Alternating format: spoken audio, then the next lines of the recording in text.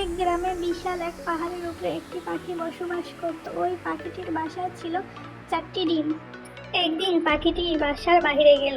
যেদিন সে বাসার বাইরে গেল সেদিন হলো ভূমিকম্প।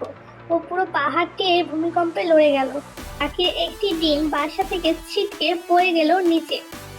ওই ডিম এসে পৌঁছালো একটি মুরগির বাসার কাছে। মুরগিটি ওই ডিমকে তার নিজের ডিমে ভাবতে শুরু করলো। মুরগিটি ওই ডিমটিকে যত্ন সহকারে তার বাসায় রাখলো এবং তা দিল।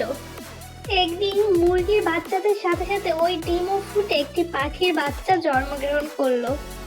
সেগুলোর সাথে সাথেই ওই পাখির বাচ্চাটি বড় হতে শুরু করলো। মুরগিটি পাখির বাচ্চাটাকেও খুব ভালোবাসতো। সে ওই পাখির বাচ্চাটাকেও তার নিজের মুরগির ছায়া ভেবে নিয়ে পাখিটি আস্তে আস্তে বড় হতে শুরু করলো। সে নিজে নিজে বুঝতে পারলো তাকে একটু অন্যরকম লাগছে, তার মনে অন্যরকম আশা লাগছে, তার উঠতে ইচ্ছা করতেছে। সে অন্য পাখিদের দেখতো আর ভাবতো আমি যদি একটু উঠতে পারতাম। ঝাঁক পাখিকে উঠতে দেখে সে একদিন মুরগিদের বলল, ইস আমি যদি উঠতে পারতাম।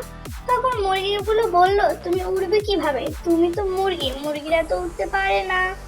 সে মুরগিগুলোর কথা বিশ্বাস করলো এবং আফসোস করলো, যদি আমি একটু উঠতে পারতাম।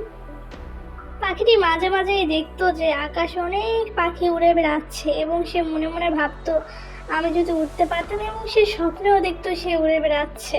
কিন্তু সে মুরগির কথায় বিশ্বাস করলো এবং সে বিশ্বাস করলো যে সে একটা মুরগি এবং সে কখনোই উঠতে পারবে না। সে এই কথা বিশ্বাস করতে শিখলো এবং তার বাকি জীবনটা মুরগি হয়ে কাটিয়ে দিল। অনেকদিন এইভাবে কাটানোর পর একদিন সে মারা গেল। আসলে আমাদের জীবনে এটাই সত্য, তুমি যেটা বিশ্বাস করতে শেখো তুমি একদিন সেটাই হয়ে যাবে। তুমি যদি পাখির মতো উড়ার স্বপ্ন দেখো তাহলে সেই স্বপ্নকে অনুসরণ করো। মুরগির কথায় কান দিও না, তাহলে তোমার জীবন শেষ হয়ে যাবে।